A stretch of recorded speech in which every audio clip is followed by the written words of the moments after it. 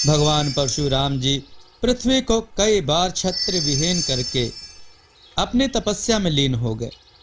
माता पृथ्वी ने भगवान विष्णु से प्रार्थना की, क्षत्रियों का फिर से जन्म हो, जिससे पृथ्वी पर बने राज्यों का शासन हो सके। क्योंकि बिना राजा के प्रजा नियम नहीं मानती और बिना नियम के लोग निरंकुश होकर पाप आदि में असक्त हो जाते हैं। सो भगवान विष्णु ने पृथ्वी पर फिर क्षत्रियों का राज्य स्थापित करने के लिए पृथ्वी पर क्षत्रियों को जन्म दिया और पृथ्वी का संतुलन बना। परंतु समाज ने भगवान के इस वरदान को दूसरे अर्थों में ले लिया और राज्य का शासन सिर्फ पुत्र ही कर सकते हैं और आपके वंश के उत्तराधिकारी सिर्फ पुत्र ही हो सकते हैं, इससे लगा लिया। कई हजार साल बाद कलयुग में उत्तराधिकारी बनने के लिए पुत्रों को पाने की लालसा अपने चरम पर पहुंच गई और इसके लिए लोग कई प्रकार के यज्ञ और तप करने लगे, कई तरह के व्रत और पूजा पाठ अनुष्ठान करने लगे। हर राज्य एक पुत्र को ही अपना उत्तराधिकारी चुनता था। लोग पुत्रों के लिए कन्याओं का तिरस्कार करने लगे और हमारा समाज एक पुरुष प्रधान समाज बन गया। परंतु कहते हैं ना कि अति हर एक बात की बुरी होती है। जब त्रिदेव का यह संसार स्त्रियों के साथ अमानवीय व्यवहार करने लगा तो विधाता ने इस समाज को स्त्री की शक्ति से परिचित कराना आवश्यक समझा। मित्रों, कहानी रोचक है, कहानी के साथ बने रहिएगा। जब राजा दानु ने राज सिंहासन संभाला और उनका विवाह हुआ तो कई वर्षों तक उन्हें संतान नहीं हुई। उनके गुरु ने उन्हें सलाह दी कि वह व्रत पूजा आदि करें तो उन्हें पुत्र प्राप्त होगा। राजा ने भी अपनी रानी के साथ व्रत आदि अनुष्ठान करने शुरू कर दिए और उसके फल से उनकी रानी गर्भवती भी हुई। जब रानी 4 महीने की गर्भवती थी तो रानी ने राजा से वन विहार की इच्छा जताई। राजा भी अपनी रानी की इच्छा पूरी करने के लिए उन्हें वन में ले गए। महारानी ने एक बहुत ही सुंदर हिरनी देखी तो राजा से कहा, महाराज, मैं इस हिरनी को राजमहल के उपवन यानी बगीचे में रखना चाहती हूँ। क्या आप मेरे लिए ऐसा कर सकते हैं? राजा दानु के लिए कुछ भी असंभव नहीं था। उन्होंने हिरनी का पीछा करना शुरू किया, लेकिन वह हिरनी मायावी थी। जब भी राजा उसे पकड़ने जाता वो हिरनी गायब हो जाती। राजा दानु को समझ आ गया था कि यह हिरनी मायावी है। उन्होंने सोचा कि कहीं यह कोई राक्षस तो नहीं या फिर कोई शत्रु, कहीं यह रानी को कोई नुकसान ना पहुंचाए। इसलिए उन्होंने अपने मंत्रित बाण से उसे एक ही बार में मार गिराया। जैसे ही राजा ने उस पर तीर चलाया वो हिरनी एक औरत में बदल गई। वो औरत गर्भवती थी। राजा भागकर उसके पास पहुंचा और पूछा, कौन हो तुम और हमारे वनों में अपना रूप बदल के क्यों घूम रही हो? और उस औरत ने दर्द से कराहते हुए कहा, मूर्ख राजा, मैं इस वन की रक्षा करने वाली यक्षिणी हूँ और मैं अपनी पहली संतान से गर्भवती हूँ। पर तुमने अपनी मूर्खता और शक्ति में घमंड होकर मुझे और मेरी संतान को मार दिया। मैं तुम्हें श्राप देती हूँ कि कोई भी मानव स्त्री तुम्हारा अंश नहीं धारण कर पाएगी, तुम्हारे लिए पुत्र को जन्म नहीं दे पाएगी। और ऐसा कहकर उस औरत ने अपने प्राण छोड़ दिए और उसी वक्त वहीं वन में राजा दानु की रानी का गर्भपात हो गया। जब अगले कुछ सालों तक राजा दानु को संतान नहीं हुई तो ऋषियों ने उन्हें महादेव की तपस्या करने को बोला। राजा और रानी वन में जाकर संतान के लिए तपस्या करने लगे। कई सौ सालों की तपस्या के बाद एक दिन महादेव प्रकट हुए और पूछा कि क्या वर चाहिए। जब राजा ने उन्हें संतान की इच्छा बताई तो महादेव ने कहा, राजा दानु, यक्ष कन्या ने जो तुम्हें श्राप दिया वो एक गर्भवती स्त्री का श्राप था। उसका श्राप मिटाकर मैं उसकी भावना का निरादर नहीं करूंगा, परंतु तुमने ये अनजाने में किया और तुमने भी अपनी संतान खो दी। मैं तुम्हारी तपस्या से प्रसन्न हूँ, इसलिए ऐसा उपाय बताता हूँ जो तुम्हें संतान प्राप्ति कराएगा, लेकिन तुम्हें पुत्र प्राप्ति नहीं होगी। राजा और रानी ने भगवान के चरणों में गिरते हुए कहा, प्रभु, हमें ऐसी कन्या दे जो इस संसार में हर प्रकार से किसी भी पुत्र से सर्वोत्तम हो और युगों युगों तक हमारे वंश की कन्याओं के नाम से याद किया जाए। भगवान महादेव ने कहा, दानु, उत्तर में सरवणा के जंगलों में दो डायन बहनें लीला और ईला रहती हैं। वह पिछले जन्म में अप्सराएं थी, लेकिन श्राप के कारण उन्हें यह जन्म मिला है। लेकिन इस जन्म में उन्होंने तपस्या, यज्ञ, व्रत और मानव सेवा का मार्ग अपनाकर अपने पिछले जन्म के पापों का प्रायश्चित किया है। तुम उनके पास जाओ, वो तुम्हारी सहायता करेंगी और तुम्हें जो भी संतान होगी उस पर मेरा आशीर्वाद सदा ही रहेगा। कहते हुए भगवान महादेव अंतर ध्यान हो गए। राजा और रानी वहां से सीधा उत्तर में सरवणा के जंगलों में आए। यह जंगल चमत्कारी था। राजा रानी जहां से चलना शुरू करते, घूमकर वहीं पर आ जाते। जब राजा रानी ऐसा करते करते थक गए तो एक पेड़ के नीचे आसन लगाकर बैठ गए और हाथ जोड़कर बोले, हे देवी ईला और लीला, हमें भगवान महादेव ने आपके पास भेजा है, हमें दर्शन दें। और फिर वह भगवान शिव का ध्यान करने लग गए। राजा और रानी भगवान की साधना में लगे थे। राजा दानु, आंखें खोलो।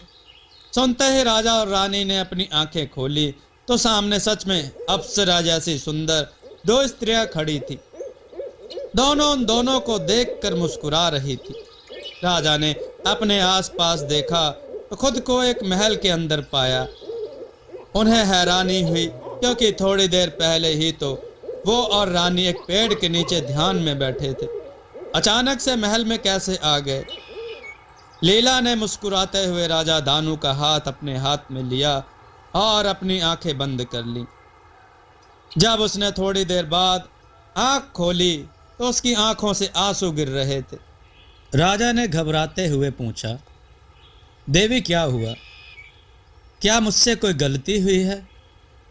लीला ने अपना सर ना में हिलाते हुए कहा, नहीं राजा, आप तो हम दोनों की मुक्ति का मार्ग लेकर आए हैं।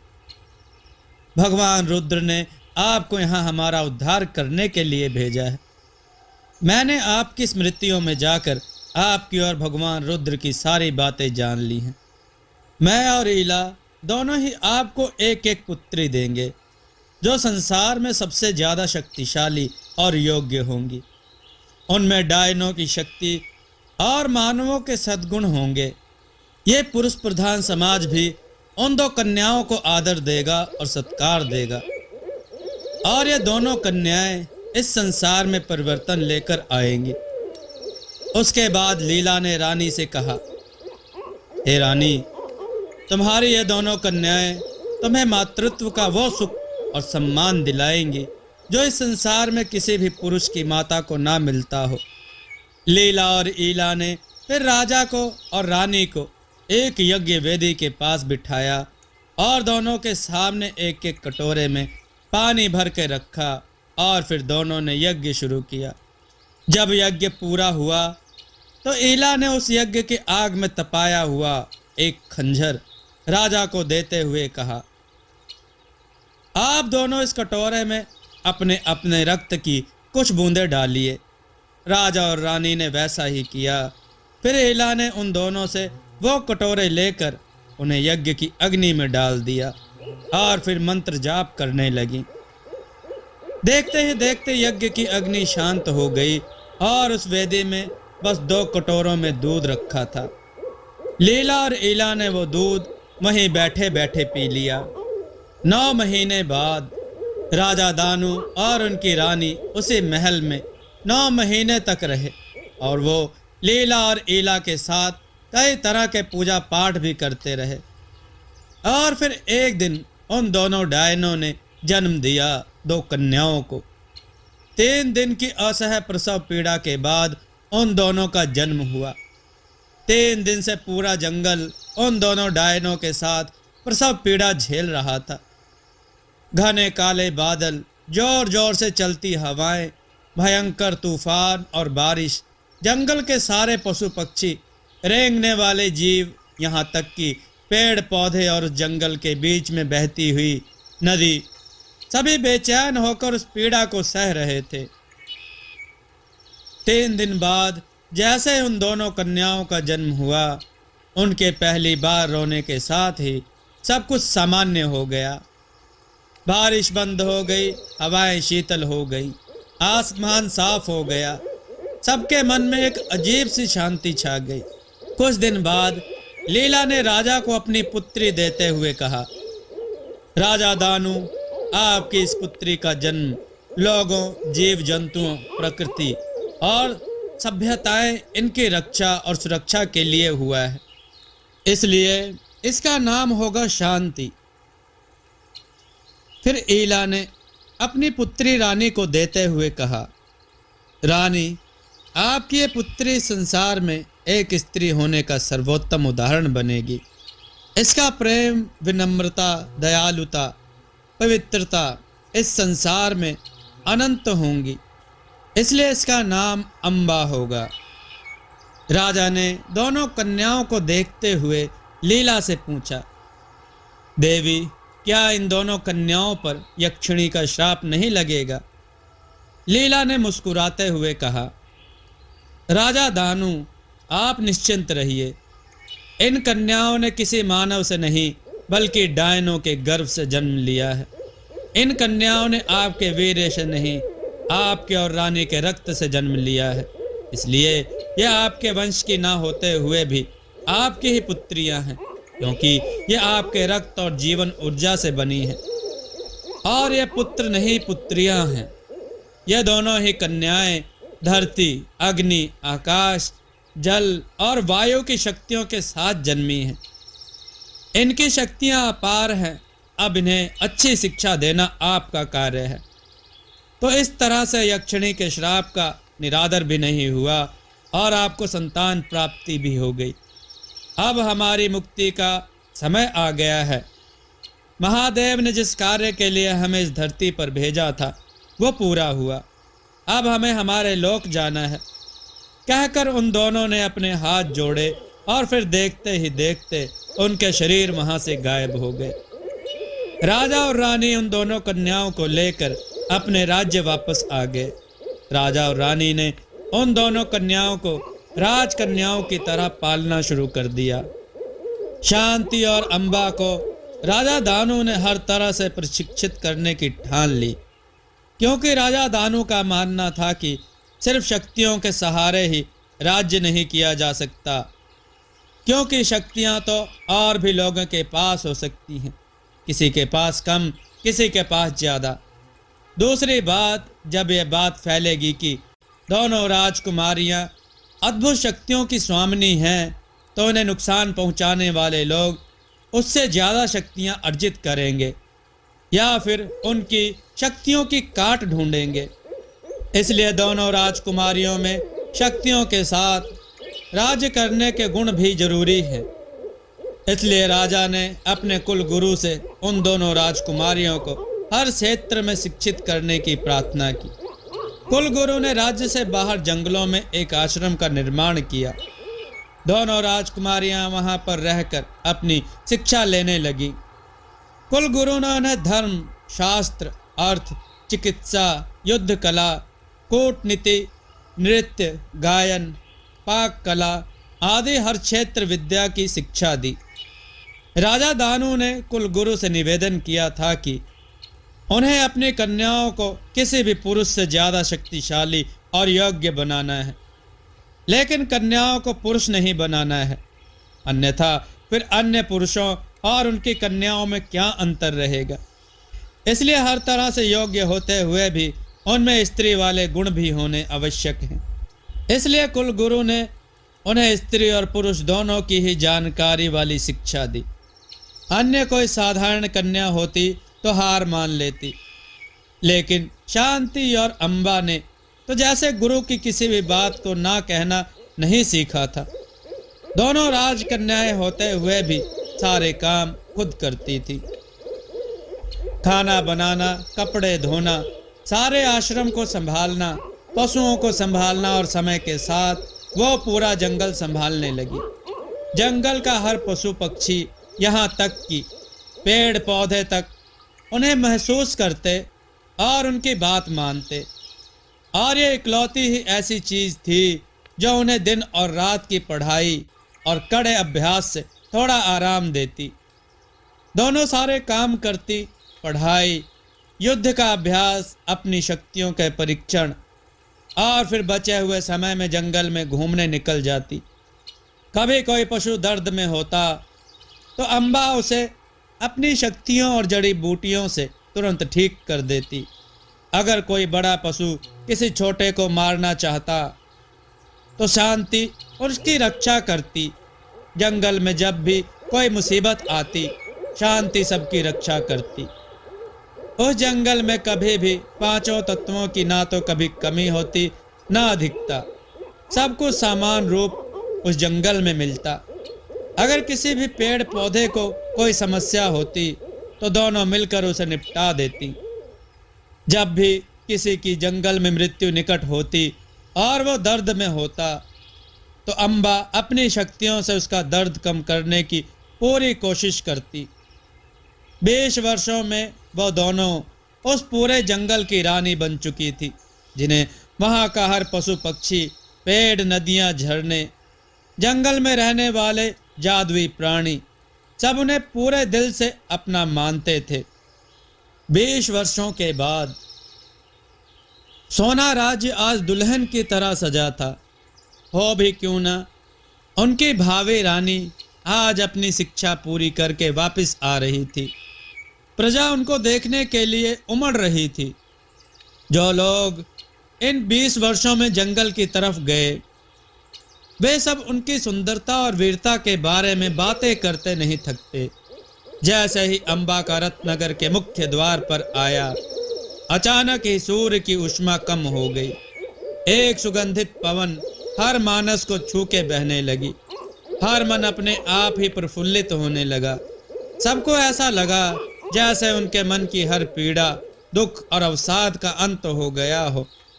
लोगों को ऐसा लगा जैसे बिना मौसम ही बसंत ऋतु आ गई हो। सभी के मन में प्रेम, वात्सल्य और दया का भाव आ गया। सबकी दृष्टि मुख्य द्वार पर टिकी थी। तभी 5 श्वेत घोड़ों के रथ में बैठी हुई एक युवती, श्वेत रंग के वस्त्रों को पहने, पूरे राजसी श्रृंगार के साथ नगर में प्रवेश किया। उसके बाल उसके पैरों की एड़ियों तक थे, लेकिन वो धरती को नहीं छू रहे थे, बल्कि खुद ही हवा में लहलहा रहे थे। उसके बालों में श्वेत रंग के ही कमल के फूलों का मुकुट था। उसके आते ही दरबान ने ढोल और तुरही बजाकर घोषणा करने लगा, सावधान, राजकुमारी अम्बा पधार रही है। अम्बा का रथ जैसे जैसे नगर के रास्तों से निकलता, सभी के चेहरों पर मुस्कान आती जा रही थी। अम्बा ने छोटे बच्चे देखे तो उसने अपनी उंगलियां हवा में लहराई और रंग बिरंगी तितलियां उन बच्चों के आसपास घूमने लगी और वो बच्चे खुश होकर तालियां बजाने लगे। सारे लोग अम्बा के इस व्यवहार से बहुत खुश हुए और उसे आशीर्वाद देने लगे। अम्बा भी अपने हाथ जोड़कर सबको प्रणाम करती हुई महल की तरफ बढ़ गई। तभी उद्घोषक ने फिर से तुरही बजाई और उद्घोषणा की, सावधान, राजकुमारी शांति पधार रही हैं। लोगों ने देखा तो उनकी आंखें फटी की फटी रह गई। जहां अम्बा का आना एक ठंडी सी हवा का झोंका था, वहीं शांति के आते ही लोगों के अंदर एक डर और सुरक्षा का भाव एक साथ आया। लाल और पीले रंग के वस्त्रों में उसका गठीला शरीर ऐसे लग रहा था जैसे आग में तपी हुई सोने की मूर्ति। शांति के शरीर की आभा ऐसी थी कि एक अलग सा तेज उसके आसपास मंडरा रहा था। उसके रथ में कोई रथ चालक नहीं था, वह स्वयं अपना रथ हाँकते हुए आई थी। 7 लाल घोड़ों पर सवार हवा के वेग से भी तेज उसकी रफ्तार थी। हवा में लहराते हुए उसके बाल जैसे आकाश में घूमते हुए बादल हो, जो बस मूसलाधार बारिश बनकर बरस जाना चाहते हो। लोगों ने शांति को देखते ही उसके आगे अपने मस्तक झुका दिए, लेकिन ये मस्तक डर से नहीं, आदर से झुके थे। ये लोगों को भी नहीं पता था कि उनके मन में शांति के लिए आदर क्यों था। पर जो भी शांति को देखता, बस एक ही बात उसके मन में आती, हमारी रानी, हमारी रक्षक। शांति का रथ हवा से बातें करते हुए जा रहा था और लोग उसके लिए रास्ता बनाते जा रहे थे कि तभी अचानक एक छोटा बच्चा उसे देखने के लिए भीड़ को चीरते हुए आगे बढ़ा और धक्के से रथ के आगे आ गया। शांति की नजर क्षण भर के लिए उस पर पड़ी और एक साथ सातों घोड़ों की लगाम एक साथ खींच दी और घोड़े जहां थे वहीं रुक गए, उस बच्चे से बस एक हाथ की दूरी पर। सभी लोग ये देखकर दंग रह गए कि ना जाने अब शांति क्या करेगी। शांति रथ से उतरी और उस बच्चे के पास आई, उसे उठाया और उस पर लगी मिट्टी झाड़ते हुए बोली, छोटे बालकों को मार्ग में ऐसे नहीं भागना चाहिए। तुम्हें चोट लग जाती तो तुम्हारे माता पिता को कष्ट होता। बालक ने अपना सिर झुकाते हुए बोला, मेरे माता पिता नहीं हैं, इसलिए कोई मुझे यहाँ नहीं लाया। मैं राजकुमारियों से मिलना चाहता था। मैं भीड़ में आपको देख नहीं पा रहा था, इसलिए आगे आने की कोशिश कर रहा था, पर मुझे धक्का लगा और मैं गिर गया। मुझे क्षमा कीजिए। शांति ने उसके सर पर प्यार से हाथ फेरा और पूछा, परंतु तुम क्यों मिलना चाहते थे? क्या कोई समस्या है? उस बच्चे ने इधर उधर देखा और शांति से कान पास करने का इशारा किया। शांति ने अपनी बड़ी बड़ी पलकें झपकाते हुए मुस्कुराकर अपने कान उसके आगे कर दिए। बच्चे ने धीरे धीरे चुपके से उसके कान में कहा, सब कहते हैं कि राजकुमारियां सबकी रक्षा करेंगी, क्या आप मेरी रक्षा करेंगी? शांति ने अपना सिर हिलाते हुए हाँ किया तो बच्चे ने कहा, मेरे काका काकी मुझे और मेरे दादा को मारते हैं, भोजन भी नहीं देते। मैं सारे काम करता हूँ, फिर भी वो कल मुझे एक व्यापारी को दास बनाकर बेच देंगे। आप हमारी रक्षा कीजिए, मुझे दास नहीं बनना। इतना सुनते ही शांति की आंखों में अग्नि जल उठी। उसके शरीर की आभा जो अब तक धीमी थी, वो सूर्य के समान तपने लगी।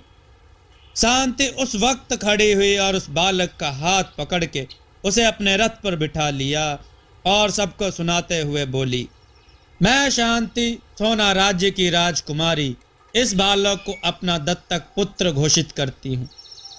मैं आदेश देती हूँ इसके काका काकी और दादा को राज दरबार में कल उपस्थित किया जाए। इतना कह के उसने अपने घोड़े की लगाम अपने हाथ में ली और एक ही झटके में घोड़ों ने फिर से महल की ओर गति पकड़ ली और लोग राजकुमारी शांति की जय के नारे लगाने लगे। और ये नारे किसी डर या दबाव की वजह से नहीं, बल्कि शांति ने अपने लिए ये सम्मान खुद कमाया था। महल पहुंचते ही दोनों राजकुमारियों का स्वागत बड़े ही हर्षोल्लास के साथ हुआ। शांति ने साथ आए हुए बालक, जिसका नाम देहर था, मंत्रियों के सुपुर्द करके उसकी देखभाल करने और उसके परिवार वालों को अगले दिन राज दरबार में लाने के लिए कहा और फिर राजमहल के मुख्य द्वार पर अम्बा के साथ आ खड़ी हुई। अम्बा ने उसे छेड़ते हुए कहा, ओह, आते ही रानी का कर्तव्य भार संभाल लिया। शांति ने उसके कान पकड़ते हुए कहा, कितनी बार बताया है कि तुमसे पूरे 2 पल बड़ी हूं, तो मेरा नाम लेकर नहीं बल्कि दीदी कह के बुलाया करो। अम्बा ने दर्द से मुंह बनाते हुए कहा, 2 पल बड़ी होने पर इतना गर्व? जब माता मुझे तुमसे अधिक प्यार करेंगी तब बताऊंगी मैं कि गर्व कैसे करते हैं। अब तक महाराज और महारानी द्वार पर उन दोनों के स्वागत के लिए आ चुके थे। उन्हें देखते ही शांति ने अम्बा के कान छोड़ दिए और दोनों बहनें मुस्कुराती ही राज से प्रतिष्ठा के साथ खड़ी हो गई। महाराज दानु और उनकी रानी ने दोनों राजकुमारियों का स्वागत ब्राह्मणों के मंत्रोच्चार के साथ किया। जैसे ही सारे रस्में संपन्न हुई, अम्बा दौड़ के अपनी माता के गले लग गई। रानी भी भावुक हो गई और दोनों की आंखों में आंसू आ गए।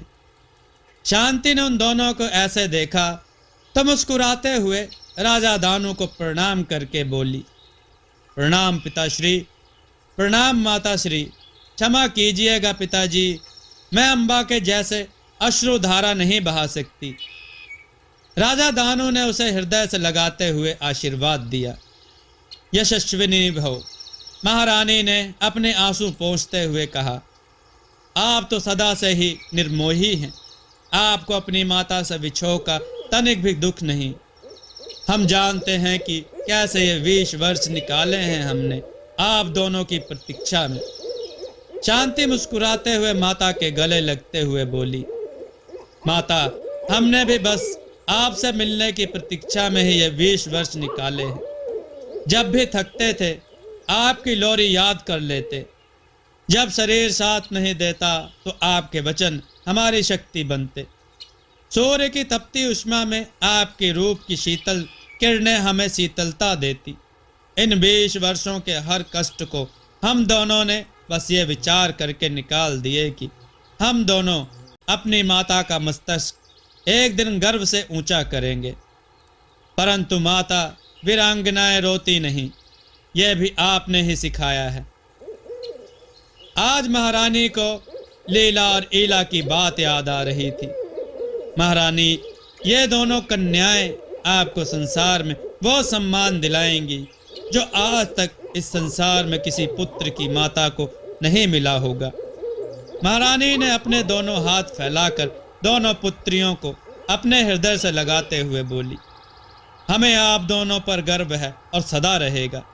हम आभारी हैं भगवान रुद्र के, जिन्होंने आप जैसे 2 अमूल्य मणियां हमें दी हैं। और शांति और अम्बा ने भी स्वयं को अपनी माता के स्नेह भरे आंचल में छुपा लिया। महाराज दानु ने भी दोनों पुत्रियों के सर पर हाथ फेरते हुए बोले, महारानी, बस 1 सप्ताह है आपके पास, जितना प्रेम करना है कर लीजिए।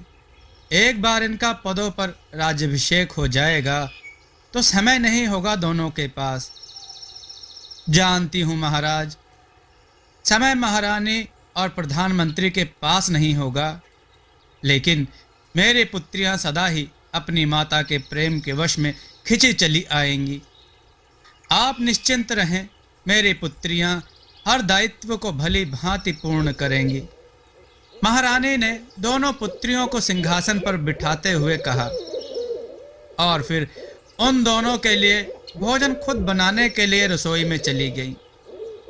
महाराज दानु अपने सिंहासन पर बैठे और दोनों राजकुमारियों को आने वाले दिनों की गतिविधियां बताने लगे।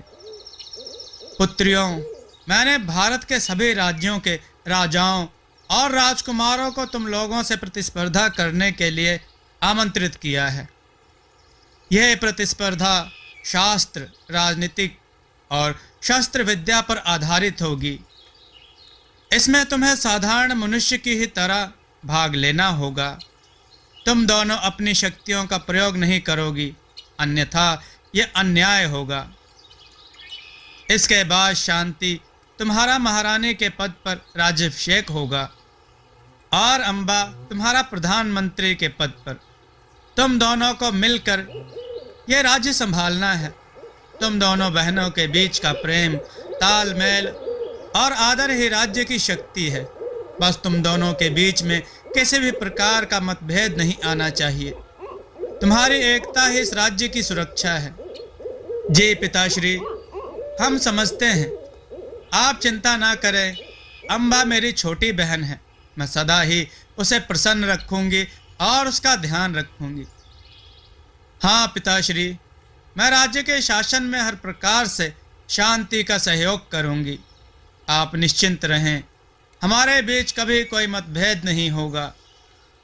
दोनों बहनों से आश्वस्त होकर राजा दानु ने अपनी चिंता को विराम दिया। इन 20 सालों में जब भी उनके कुलगुरु ने उन्हें दोनों बहनों की स्थिति से अवगत करवाया तो राजा दानु की चिंता बढ़ती गई, क्योंकि दोनों बहनों का स्वभाव अलग होते हुए भी दोनों की कुशलता, योग्यता और उनकी जन्मजात शक्तियां एक जैसी थी। एक शांत स्वभाव की, दोनों एक दूसरे से बिल्कुल कम नहीं थी। राजा दानु को डर था कि कहीं उन्होंने महारानी बनने को लेकर द्वेष न कर ले। आज दोनों के बीच इतना प्रेम और सामंजस्य देखकर राजा दानु चिंता मुक्त हो गए। अगले दिन राज्यसभा में राजा दानु अपनी सभा में सबसे ऊंचे सिंहासन पर बैठे थे। उनके साथ उसी सिंहासन में रानी बैठी थी। रानी भी महाराज के कार्यों में पूरा सहयोग करती थी। प्रजा में स्त्री और बच्चों से संबंधित सभी मामलों में उनकी सहमति से ही राजा दानु कोई कार्य करते थे। साथ ही प्रजा के उत्थान के लिए किए जाने वाले कार्यों में भी रानी की सहमति आवश्यक होती थी। महाराज के सिंहासन के थोड़ा नीचे दोनों तरफ एक एक और सिंहासन था, जिसमें शांति और अम्बा बैठी हुई थी। दरबार में बैठा हर व्यक्ति उन दोनों राजकुमारियों का प्रभामंडल देखकर आश्चर्यचकित था। कहीं से भी नहीं लग रहा था कि वे दोनों आज पहली बार राज्यसभा में आई हैं। राजा मंत्रियों और जनता की समस्या सुन रहे थे और साथ में दोनों राजकुमारियों से उनकी सलाह भी ले रहे थे। दोनों राजकुमारियां पूरे ध्यान से जनता की समस्या सुनती और फिर अपना मत रखती। महाराज का मुख्य उद्देश्य भी यही था कि जनता उन दोनों की बुद्धिमत्ता देखे और शासन करने की योग्यता को स्वीकार करे। जब बालक देहर को महाराज के सामने उपस्थित किया गया तो महाराज आश्चर्य में पड़ गए। मुख्यमंत्री ने बालक देहर को अपनी बात रखने को कहा। उसने महाराज को प्रणाम किया और फिर शांति को उसे देखकर उसने महाराज को प्रणाम किया और फिर शांति को उसे देखकर शांति मुस्कुरा दी और कहा, देहर, जो कहना है निसंकोच कहो, मैं तुम्हें आश्वस्त करती हूँ। महाराज तुम्हारे साथ न्याय करेंगे। देहर का डर अब निकल चुका था। शांति की बातों से उसे हिम्मत मिली तो वह बोला, महाराज, मेरे काका काकी मुझे बेचना चाहते हैं। दास बनाने के लिए मेरे माता पिता नहीं हैं। वे जो सारे कार्य कहते हैं मैं सारे कार्य करता हूँ, उस पर भी वे मुझे और मेरे दादा को मारते हैं। मैं अपने दादा को छोड़कर नहीं जाना चाहता, मेरी सहायता करें। उसकी बात सुनकर महाराज ने मुख्यमंत्री की तरफ देखा और कहा, मुख्यमंत्री, यह मामला तो नगर की न्याय समिति के अधीन आता है। इसे दरबार में लाने का कारण क्या न्याय समिति इतनी छोटी सी समस्या का निवारण नहीं कर सकती? मुख्यमंत्री ने डरते हुए शांति की तरफ देखा और अपना सिर झुका लिया। शांति ने उसका संकोच समझा और उठ खड़ी हुई और एक महारानी की तरह गर्व से अपनी जिम्मेदारी लेते हुए बोली, महाराज, इस बालक को राज्य के नियम नहीं पता, इसे न्यायिक प्रक्रिया का ज्ञान नहीं है, परंतु इसका अर्थ ये तो नहीं कि इस बालक को न्याय नहीं मिलेगा। इतना छोटा बालक अपनी याचना लेकर किसके पास जाएगा, जबकि उसकी समस्या को समस्या ना मानकर मात्र एक बालक का उल्हाना समझा जा रहा था। जब इसके काका काकी इसके साथ अमानवीय व्यवहार करते हैं तो आसपास के लोग भी तो उसके साक्षी होंगे। फिर क्यों किसी ने अब तक न्याय समिति को इसका संज्ञान नहीं दिया? नगर में घूमने वाले हमारे गुप्तचर, उन्होंने क्यों इस बालक की समस्या को गंभीरता से नहीं लिया? क्या अपेक्षा करते हैं हम इस बालक से कि यह स्वयं इस छोटी सी समस्या में सारी न्यायिक प्रक्रिया पूरी करेगा?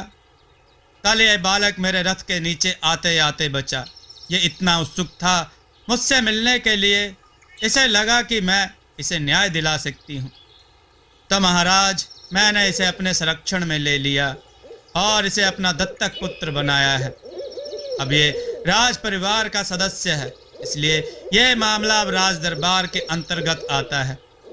इतना कहकर शांति उस बालक का हाथ पकड़कर उसके साथ खड़ी हो गई। पूरी राज्यसभा स्तब्ध थी। अपनी एक ही बात से शांति ने सबकी गलती बता दी। न्याय समिति, गुप्तचर, जनता के प्रतिनिधि तब तक सब अपना सिर झुकाए खड़े थे। महाराज ने भी सहमति में अपना सिर हिलाया और देहर के काका काकी और दादा को दरबार में बुलाया। जब महाराज उसके काका काकी से देहर के लगाए हुए आक्षेपों के बारे में पूछा तो वह दोनों झूठ बोलने लगे और स्वयं को बेचारा दिखाते हुए बोले, महाराज, देहर अभी बालक है, वो कई बार गलत कार्य कर देता है, उसके माता पिता नहीं हैं, कोई उसे उद्दंड ना कहे और वो किसी गलत राह पर ना चले, इसलिए ही हम इसके साथ सख्ती करते हैं। अब घर का बच्चा कोई गलती करेगा और माँ बाप उसे दंड दें तो यह अपराध तो नहीं है ना महाराज। देहर स्वभाव से थोड़ा क्रोधी और उद्दंड है, बस इसलिए उसे कभी कभी कठोर दंड देना पड़ता है। ईश्वर साक्षी है कि मुझे अपना यह भतीजा अपने प्राणों से अधिक प्रिय है। यह मेरे बड़े भाई की इकलौती संतान है, मैं इसका बुरा स्वप्न में भी नहीं सोच सकता। उसके बाद सुनकर महाराज और महारानी सोच में पड़ गए। वो समझ सकते थे कि देहर के काका काकी झूठ बोल रहे हैं, किंतु उन्होंने जो बातें कही, यदि इसके बाद वो उन्हें दंड देते हैं तो प्रजा में रोष भी फैल सकता था कि अब वे अपने बच्चों को गलत कार्यों का दंड भी नहीं दे सकते और बच्चों में गलत संदेश जाएगा। उनको संशय में देखकर शांति हंस पड़ी। उसकी हंसी सुनकर सब भय से कांपने लगे। शांति ने अपने हाथ से एक इशारा किया और कुछ सैनिक एक आदमी को लेकर दरबार में आए। सबने आकर सबसे पहले महाराज दानू को प्रणाम किया और फिर शांति को। उस आदमी को देखकर देहर के काका काकी स्तब्ध रह गए। उन्हें बिल्कुल भी अनुमान नहीं था कि शांति इस आदमी को ढूंढ निकालेगी। उन्हें लगा कि वो कल ही इस राज्य में आई है, उसे सच्चाई नहीं पता होगी, पर उन्हें पता नहीं था कि शांति के गुप्तचर पीछे 5 वर्षों से पूरे राज्य में और दूसरे राज्यों में फैले हुए थे। नहीं तो वह इतने वर्षों तक जंगलों में अकेले निश्चिंत कैसे रहती, अपने माता पिता को अकेले छोड़ के जंगलों में अपनी शिक्षा, विद्या और शक्तियों को कैसे बढ़ाती। शांति ने उस आदमी की तरफ संकेत करते हुए कहा, महाराज, यह व्यक्ति दासों का व्यापारी है और 2 दिन पहले ही इसने इनसे देहर के काका काकी को 10 स्वर्ण मुद्राओं अग्रिम भुगतान के रूप में दी थी और बाकी की 40 स्वर्ण मुद्राएं यह इसे कल देहर को बेचने के समय देने वाला था। शांति ने उस आदमी को इशारा किया तो उसने अपने कंधे पर लटके झोले से एक ताम्र पत्र निकाल कर दे दिया। मुख्यमंत्री ने वह पत्र राजा के सामने झुककर प्रस्तुत कर दिया। महाराज ने उस पत्र को पढ़ा तो उनका क्रोध अपनी सीमाएं पार करने लगा। उन्होंने शांति की तरफ देखते हुए कहा, राजकुमारी शांति, हम आपको पूरा अधिकार देते हैं। आप जो भी दंड इन दोनों अधर्मियों को देंगी उसे राज आज्ञा माना जाएगा। शांति को इसी मौके की प्रतीक्षा थी।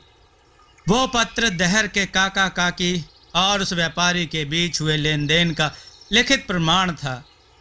शांति एक गौरवान्वित रानी की मुद्रा में वापस अपने सिंहासन पर बैठी और उसके काका काकी की तरफ देखते हुए बोली, महाराज, देहर 3 वर्ष की आयु से अपने काका और काकी के पास रह रहा है और तब से अब तक 5 वर्षों से वो प्रताड़ित हो रहा है। तो मैं शांति इन दोनों को 5 वर्षों के लिए सश्रम कारावास और 50 कोड़ों का दंड देती हूँ। जितना कष्ट इस बालक को इन 5 वर्षों में हुआ है, यह उसका दंड है। इन 5 वर्षों के बाद इन दोनों को यह राज्य छोड़ना होगा और इस निर्णय के साथ मैं यह घोषणा करती हूँ कि हमारे राज्य के सभी बच्चे किसी भी न्यायिक संस्था से सहायता ले सकते हैं। उन्हें हर तरह से न्याय मिलेगा। शांति के इतना कहते ही पूरे दरबार में उसके नाम के जयकारे लगने लगे। राजकुमारी शांति की जय। मंत्री उसकी न्यायप्रियता और निर्णय लेने की शक्ति और बुद्धि दोनों की प्रशंसा कर रहे थे।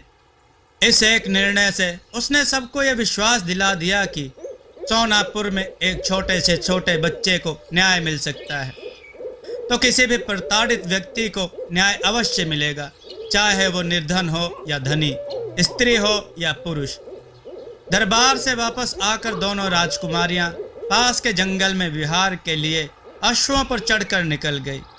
रास्ते में शांति ने अम्बा से पूछा, अम्बे, तुम्हें बुरा क्यों नहीं लगा जब पिताश्री ने मुझे रानी बनाने को कहा?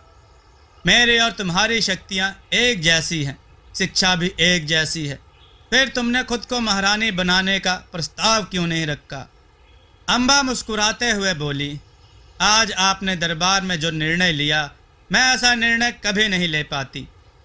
मैं दहर के काका काकी सिर्फ कुछ वर्षों के कारावास देकर छोड़ देती, परंतु आपने दहर के उन 5 वर्षों के परिश्रम का भी प्रतिशोध लिया जो उसके काका काकी ने उससे करवाया। उस पिटाई का दंड भी कोड़ों के रूप में दिया जो दहर ने अब तक उन दोनों से खाई थी।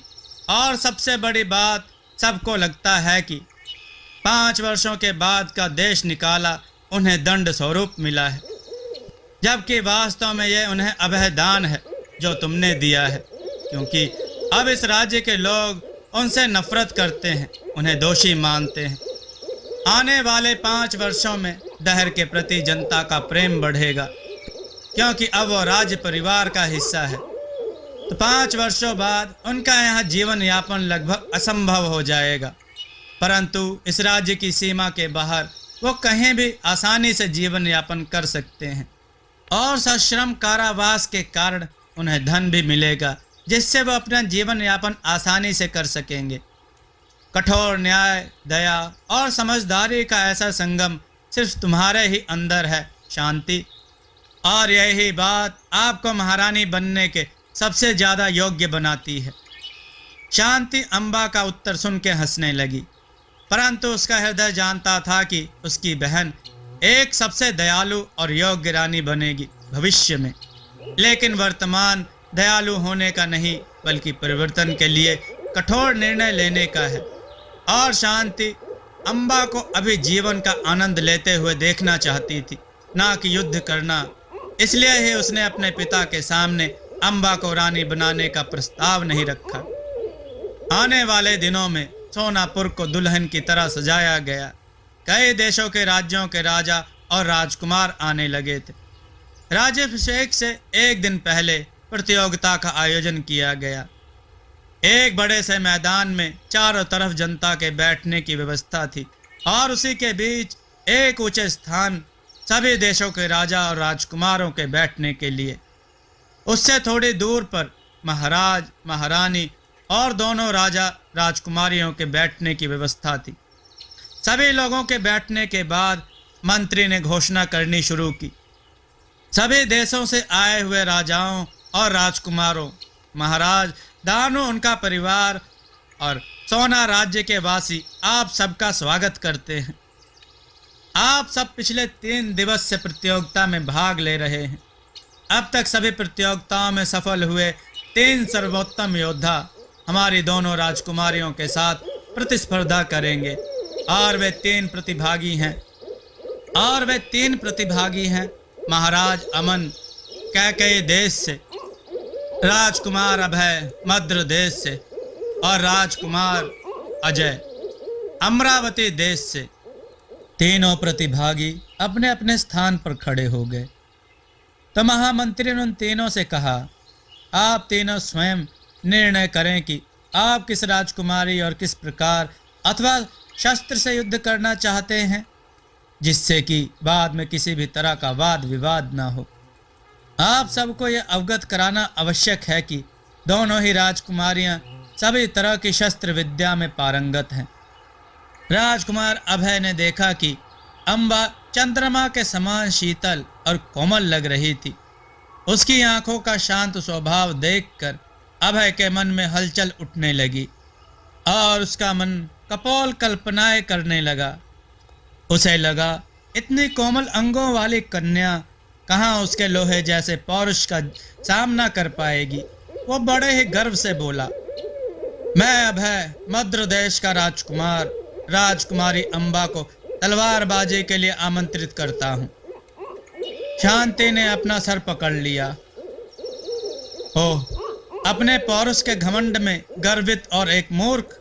किसी को नहीं पता कि तलवारें जितनी अच्छी साथी अम्बा की हैं उतनी अच्छी तो शांति की भी नहीं।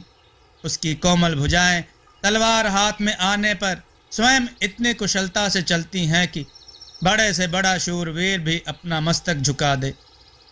अम्बा के तलवारबाजी में कुशल होने और आत्मविश्वास का एक कारण और था कि अपने प्रशिक्षण के दिनों में अम्बा ने विश्व प्रसिद्ध वीर और गुरु श्री वीरभद्र से तलवार चलाने का प्रशिक्षण लिया था। अम्बा ने एक दृष्टि शांति पर डाली जो अपनी हंसी छुपाने की कोशिश कर रही थी, और दूसरे राजकुमार अभय पर। बिना कुछ कहे अम्बा ने पिता को प्रणाम किया और क्रीड़ा स्थल में आ गई। साथ आई दासियों ने उसका पहना हुआ अंगरखा उतारा और उसका मुकुट और पहने हुए आभूषण सब लेकर वापस चली गई। उसके तपी हुई सोने से चमकती और गठी हुई काया देखकर सभी राजकुमारों की आंखें फटी की फटी रह गई। उसके तने हुए कंधे, जिनमें एक सुंदर से लाल रंग की फूलों की बेल बनी हुई थी, नाभि से वक्षस्थल तक आती हुई पतली सुगठित कमर और सपाट उदर, कहीं भी रत्ती भर अतिरिक्त मांस नहीं था। कमर के निचले हिस्से में बना वो सिंह और नाक के मुख का गुदना, जो आंखें अब तक चंद्रमा के समान शीतल थी, वो अब अग्नि के समान लाल थी। और वो निश्चल हंसती हुई मुस्कुराती हुई राजकुमारी अम्बा अब एक सिंघनी की भांति अपने लक्ष्य के घात में खड़ी हुई दिखाई दे रही थी। अम्बा का यह रूप देखकर कितने ही राजाओं का शरीर थरथरा गया, लेकिन राजकुमार अजय का हृदय उसे देखते ही जोर जोर से धड़कने लगा। उसके अंदर का भेड़िया आज इतने सालों बाद अपने साथी को देखकर मचल उठा और अजय से गुर्राते हुए बोला, साथी, वो साथी है मेरी।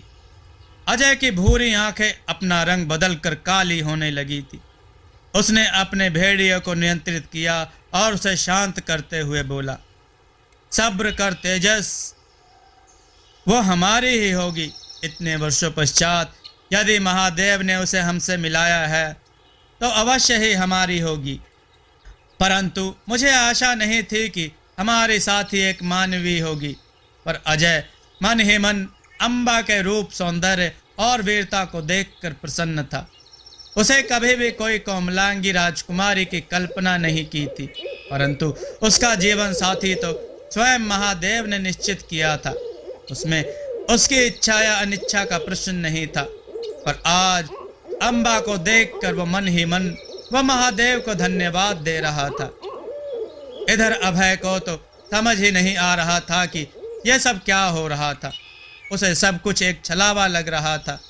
फिर भी उसने अपने आप को संभाला और युद्ध करने के लिए वह भी क्रीड़ा स्थान पर आ गया।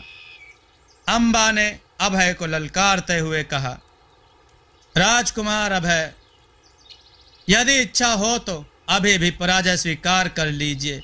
यदि मेरे प्रहारों का सामना करेंगे तो पराजय के साथ साथ शारीरिक कष्ट भी होगा। मुझे नहीं लगता आपका कोमल शरीर मेरे प्रहारों को सह पाएगा। अम्बा के इतना कहते ही शांति ने जो अभी तक अपनी हंसी रोक रखी थी वो छूट गई और उसके साथ वहां बैठी सारी प्रजा भी हंस पड़ी। बस अभय ही ऐसा था जिसका क्रोध अपनी सीमा लांघ रहा था। उसने अम्बा को घूरते हुए कहा, राजकुमारी अम्बा, आज तुम्हारे गर्व को चूर करके अपने महल की शोभा बनाऊंगा। उसकी बात सुनकर अजय के अंदर का भेड़िया तेजस गुर्राने लगा। सहन तो अजय से भी नहीं हो रहा था। उसका हृदय अभय का हृदय फाड़कर उसका रक्त पी जाने को उद्धत हो रहा था, लेकिन अभी वह कुछ नहीं कर सकता था। अभी उसे अम्बा की क्षमता को भी देखना था। उसने तेजस को शांत किया और कहा, शांत हो जा तेजस, अपनी साम्राज्य की क्षमता भी तो देख ले, क्या पता ये अम्बा हमें आश्चर्यचकित कर दे। अजय महसूस कर रहा था कि तेजस अम्बा को देखकर मंत्रमुग्ध हुआ जा रहा था। अम्बा ने अभय की बात सुनी तो हंसने लगी और बोली, राजकुमार अभय, पहले अपने पुरुषत्व की शोभा को बचाएं। कहते हुए उसने अपनी तलवार को लहराया और हवा में 2 गुलाटियां मारते हुए अम्बा की तलवार अभय के गर्दन पर थी। अभय के साथ साथ बाकी के लोग भी हतप्रभ थे। बस अजय की आंखें उसकी प्रसन्नता को छुपा नहीं पा रही थी। अम्बा पीछे 2 कदम हटी और बोली, चलो पहला प्रहार तुम करो, संभवतः तुम कुछ अच्छा प्रदर्शन कर सको। अभय अपना आपा खोने लगा और क्रोध में अपनी तलवार से अम्बा पर प्रहार करने लगा। अम्बा ने उस पर प्रहार नहीं किया, बस इधर उधर हट के स्वयं को बचाती रही। बहुत देर तक अभय के घातक से घातक प्रहार को अम्बा बिना तलवार उठाए विफल करती रही। सारे लोग हैरान थे कि अभय के इतने घातक प्रहार को अम्बा बिना विचलित हुए मुस्कुराकर संभाल रही है। प्रजा खड़ी होकर अम्बा को उत्साहित करने लगी और चारों ओर अम्बा के नाम के जयकारे लगने लगे। अब तो अभय अपना संयम खो चुका था। उसी समय उसके मस्तिष्क में एक नकारात्मक विचार ने जन्म लिया। उसने एक प्रहार पूरी शक्ति से अम्बा के हाथ पर किया और जब अम्बा ने उससे बचने के लिए खुद को एक तरफ झुकाया, अभय ने दूसरे हाथ से उसके केशों को पकड़ने की कोशिश करी। उसके केशों को छूते ही अम्बा का सारा शरीर कांप गया और उसके बालों से निकली चिंगारियों ने अभय के हाथ जला दिए। अम्बा ने तुरंत अपने पैरों से अभय के सीने पर एक जोरदार प्रहार किया और उसे पृथ्वी पर गिरा के उसकी गर्दन पर अपनी तलवार गड़ाती हुई गुर्राते हुए बोली, अभय, तो क्रोध में शिष्टाचार भी भूल गया। एक स्त्री के केश पकड़ना वर्जित है, क्या तुझे नहीं पता? यह प्रतियोगिता सिर्फ अपने पड़ोसी राज्यों के साथ एक स्वस्थ प्रतिस्पर्धा थी। तूने इसे अपने अहंकार की संतुष्टि का साधन मान लिया। तूने मुझे अबला समझ के अपने जीवन की सबसे बड़ी मूर्खता की है। मैं तुझे मृत्यु दंड देती हूँ। कहते हुए जैसे ही अम्बा ने अपनी तलवार अभय का सर काटने के लिए उठाई, बिजली की गति से हवा की तरह अजय उन दोनों के बीच में आ गया। लेकिन तब तक अम्बा की तलवार पूरी शक्ति के साथ नीचे आ चुकी थी।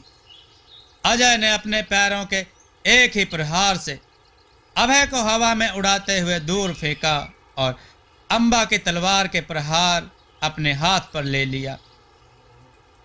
अम्बा इस समय साक्षात काली का रूप थी। अजय के अंदर का भेड़िया एक पशु था जिसका स्वभाव ही स्वयं पर हुए प्रहार के बदले प्रहार करना था। जैसे ही अम्बा की तलवार अजय के हाथ पर पड़ी, अजय ने अनियंत्रित होते हुए अम्बा को गुर्राते हुए धक्का दिया और उसे पृथ्वी पर गिराकर उसके ऊपर आ गया।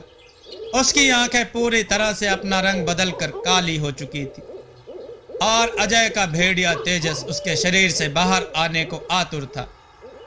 अजय ने अम्बा की आंखों में देखा और उसकी आंखों की हैरानी और क्रोध देखकर तेजस शांत हो गया। वो पहली मुलाकात में अम्बा को डराना नहीं चाहता था। अजय और उसके अंदर के जानवर यानी भेड़िए तेजस ने अम्बा के शरीर की सुगंध को सूंघा, उसे आत्मसात करने लगा। अजय अम्बा की गर्दन सूंघते हुए उसके कानों में बोला। जैसे ही अम्बा को अजय ने छुआ, अम्बा को एक चिंगारी सी अपने शरीर से निकलती हुई दिखी। अजय के शरीर पर मनुष्य की गंध नहीं थी, जैसे कि हर मनुष्य में होती है। अजय ने भी महसूस किया कि अम्बा में मनुष्य की गंध नहीं है, लेकिन अजय को पता नहीं चला कि अम्बा कौन है। जबकि अम्बा ने अपनी शक्ति से जान लिया कि अजय एक नर भेड़िया है। अम्बा ने आंखें बंद करके मंत्र पढ़ा और एक झटके के साथ अजय को दूर फेंक दिया। अजय को तब एहसास हुआ कि अम्बा एक साधारण स्त्री तो बिल्कुल भी नहीं है। अजय हवा में उलाटी खाता हुआ काफी दूर तक गया, लेकिन उसने खुद को हवा में ही संभाल लिया और फिर जमीन पर अपने दोनों पैर टिकाकर खड़ा हो गया और मुस्कुराते हुए अम्बा को देखने लगा। अम्बा ने अपनी तलवार उठाई और फिर से अभय की तरफ बढ़ी, लेकिन इस बार अजय हवा की गति से उसके सामने आकर बोला, साम्राज्ञी अम्बा, अभय आपके अतिथि हैं और अतिथि को आघात या दंड नहीं देते। पर अम्बा पर इस समय चंडिका का क्रोध सवार था। उसने अजय पर एक घातक दृष्टि डाली और बोली, स्त्री सम्मान सर्वोच्च है और यदि इस दुष्ट को इसके पाप का दंड नहीं मिला तो मैं समाज में स्त्रियों के नाम पर कलंक कहलाऊंगी। यदि मैं अम्बा सोनापुर राज्य की भावी प्रधानमंत्री ही अपने सम्मान की रक्षा ना कर सकूं तो क्या मेरे प्रतिनिधित्व में मेरे राज्य की स्त्रियां सुरक्षित महसूस करेंगी? राजकुमार अजय, यदि आप एक स्त्री के अपमान का बदला लेने में सक्षम नहीं हैं तो कृपया मेरे पथ की बाधा ना बने, अन्यथा पापियों का साथ देने वाले को भी दंड देना आता है मुझे। कहकर अम्बा अजय के बगल से निकलकर आगे बढ़ गई। अजय ने बगल से निकलते ही अम्बा का हाथ प्यार से पकड़ा और उसके कानों के पास जाकर बोला, उसे दंड देने के और भी तरीके हैं। अतिथि को मारोगी तो आपके पिता और राज्य पर कलंक लगेगा।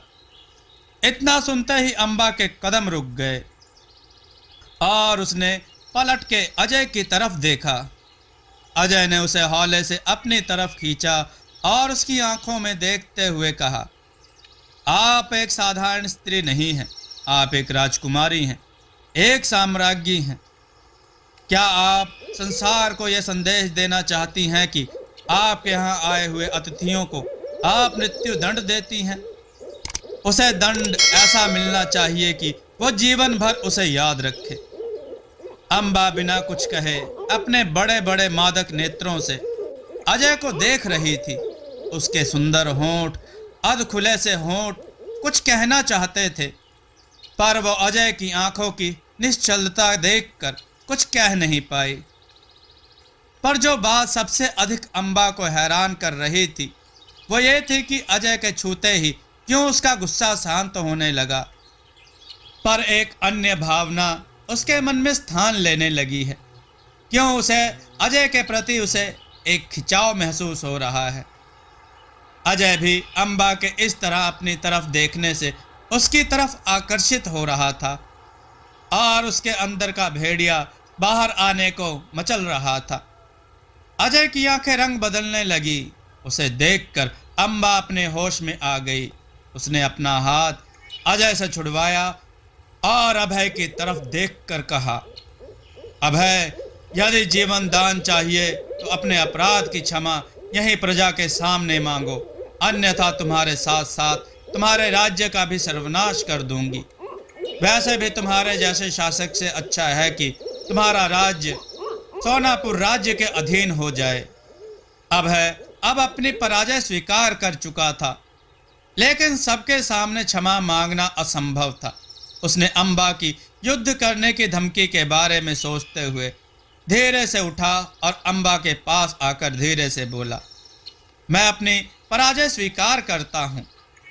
राजकुमारी अम्बा, अम्बा ने उसकी गर्दन पर तलवार रखते हुए कहा, परास्त तो आप मेरे प्रथम वार से ही हो गए थे। मैंने कहा आप अपने अपराध की क्षमा मांगो। अभय ने चारों तरफ नजर घुमा के देखा तो सारे राजा, प्रजा, राजकुमार सब उसकी तरफ देख रहे थे। उसने अपनी आंखें बंद करके विचार किया, बिना मान के जीवित रहने से भी क्या लाभ। उसने अपना सर हिलाते हुए कहा, राजकुमारी अम्बा, मृत्यु दंड स्वीकार है, परंतु क्षमा नहीं मांगूंगा। एक स्त्री से क्षमा मांगकर जीवित रहने से अच्छा है कि मैं मृत्यु का वर्ण कर लूं। अब तो अजय को भी क्रोध आ गया। भेड़िया उसके अंदर से बाहर निकलने वाला ही था जैसे ही उसके नखों ने बढ़ना और आंखों का रंग बदलने लगा, अम्बा ने उसका हाथ थाम लिया और उसके छूते ही भेड़िया शांत हो गया। अजय ने आश्चर्य से अम्बा की तरफ देखा तो पहले के जैसे एकदम शांत हो चुकी थी, जैसे जो अभी थोड़ी देर पहले चंडी रूप था वो उसका था ही नहीं। वह मुस्कुराते हुए अभय की तरफ बढ़ी और बोली, अभय, तुम्हारे इन बातों ने तुम्हें थोड़ा जीवन दान और दे दिया है। जाओ, जाकर युद्ध की तैयारी करो और जितनी सेना ला सकते हो ले आना। तुम अपने घुटनों पर बैठ के क्षमा मांगोगे और तब तुम्हें मैं ऐसा दंड दूंगी कि तुम आज के दिन को याद करोगे और सोचोगे कि आज अगर क्षमा मांग लेता तो अच्छा होता। इसके बाद अम्बा ने अपनी तलवार उठाई और शांति की तरफ इशारा करती हुई, शांति, मैं अम्बा इस अभय से युद्ध की घोषणा करती हूँ। तुम्हारे राज तिलक पर मद्र देश भेंट स्वरूप देती हूँ, स्वीकार करे। कहते हुए उसने अभय के हाथ पर एक प्रहार किया और अभय के हाथ में पकड़ी हुई तलवार शांति के पैरों में जाकर गिर पड़ी। एक दास ने आगे बढ़कर वो तलवार उठाकर शांति के सामने कर दी। शांति ने उसे छुआ और उसके बाद दास ने वो तलवार उसके हाथों से हटा दी। शांति अपने सिंहासन से उठ खड़ी हुई और आगे बढ़कर बोली, अम्बा, मेरा हृदय इस अभय पर आ गया है। मैं चाहती हूँ कि तुम युद्ध के बाद इसे मेरी सेवा में दे दो। रनिवास में किन्नरों की कमी हो गई है। इतना कहकर शांति की हंसी से सारा क्रीड़ा स्थल गूंज उठा और वहां बैठे हर राजा, प्रजा, यहाँ तक महाराज और महारानी तक उनकी सांसें थम गई। पर शांति का न्याय कोई नहीं समझ सकता था सिवाय अम्बा के। अभय ने अम्बा के केश पकड़कर उसके नारित्व का अपमान किया और फिर क्षमा मांगने से अच्छा मृत्यु दंड स्वीकार करना समझा।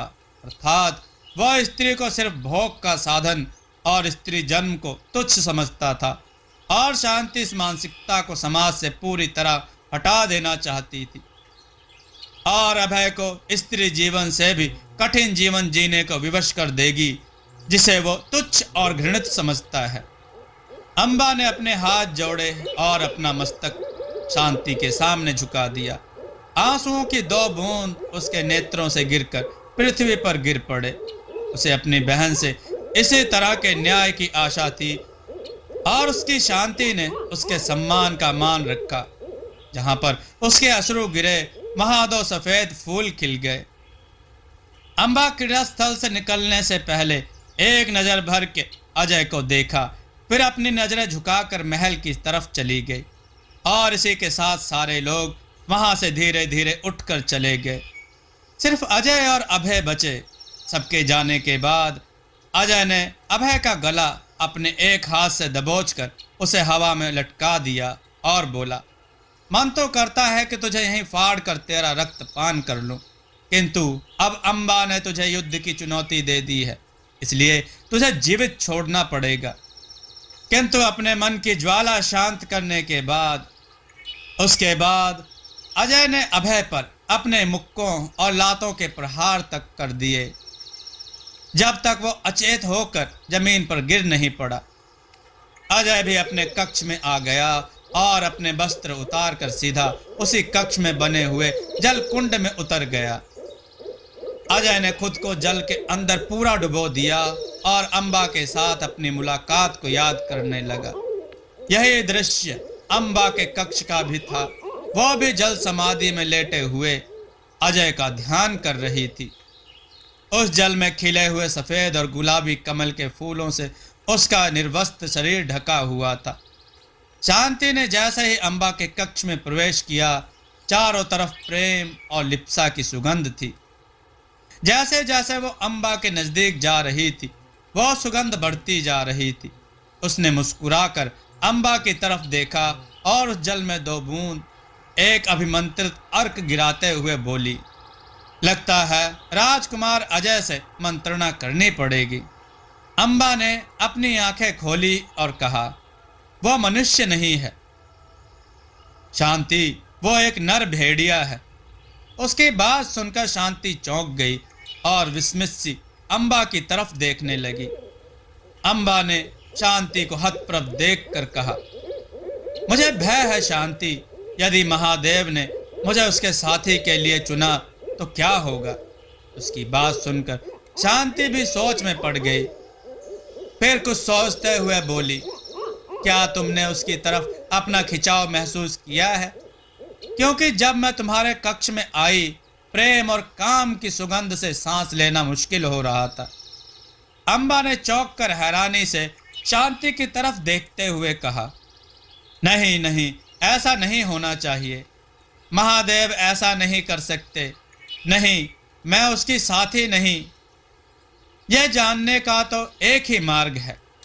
शांति ने अम्बा को पहुंचने का मलमल वस्त्र पकड़ाते हुए कहा। अम्बा ने वस्त्र लिया और पूछा, कैसे कैसे पता करूं? उसके पास जाकर, यदि तुम उसकी साथी हो तो तुम्हें उसकी तरफ खिंचाव महसूस होगा। उसके पास होकर प्रेम और काम की भावनाएं तुम्हारे शरीर पर एक शक्तिशाली प्रभाव डालेंगी, और सबसे बड़ी बात, उसकी सुगंध तुम्हें किसी मादक पदार्थ के जैसे लगेगी, जैसे तुमने कोई मदिरा पी हो और तुम खुद को नियंत्रित नहीं कर पा रही हो। कहते हुए शांति ने हवा में अपना हाथ हिलाया और फूलों से बना एक रास्ता बना दिया। शांति ने उसे एक फूल पकड़ाते हुए कहा, जाओ, उसे लगेगा कि वो एक स्वप्न देख रहा है, और जब तुम्हें लगेगी तुम अपना नियंत्रण खो रही हो, इस फूल पर लगे कांटे को दबा देना। रक्त की पहली बूंद के साथ तुम अदृश्य हो जाओगी। अम्बा ने पास पड़े एक सफेद रेशम के वस्त्र को खुद पर लपेटा और फूल को हाथों में लेकर उस रास्ते पर बढ़ गई। अगले ही पल वो अजय के सामने थी। अजय जलकुंड में निर्वस्त्र, आंखें बंद किए लेटा था। गठीला गेहुआ शरीर, बलिष्ठ भुजाएं, कामदेव जैसी सुंदरता, रेशम से मुलायम बाल जो जल में नाक की तरह लहरा रहे थे। वो बंद आंखें जैसे किसी ने कोई अमूल्य निधि छुपा रखी है। वो जल में भी दमकता उसका ललाट। अम्बा की सांसें तेज हो रही थी। उसकी आंखों की शीतलता काम की अग्नि में बदल रही थी। उसके शरीर से निकलती सुगंध ने वह पूरा कक्ष भर दिया था। अजय के भीतर के भेड़िए ने जैसे उसे सूंघा, वो अजय से बोला, वो यहाँ है अजय, मेरी संगिनी यहाँ है। अजय ने आंखें खोली तो देखा, सामने सफेद रेशम में लिपटी अम्बा खड़ी थी। उसके वो सुंदर सुगठित कंधे, उन पर बनी वो बेल चमक रही थी। उससे एक प्रकाश निकल रहा था। काली नागिन जैसे लहराते वो उसके पैरों तक लंबे खुले गीले बाल, वो मदिरा भरे पात्र जैसे मादक होंठ, और वो मृग नयनी सी आंखें, जिनमें इस वक्त उन आंखों में जो था उसे देखकर अजय जल से बाहर आ गया और अम्बा की तरफ बिना कुछ बोले बढ़ने लगा।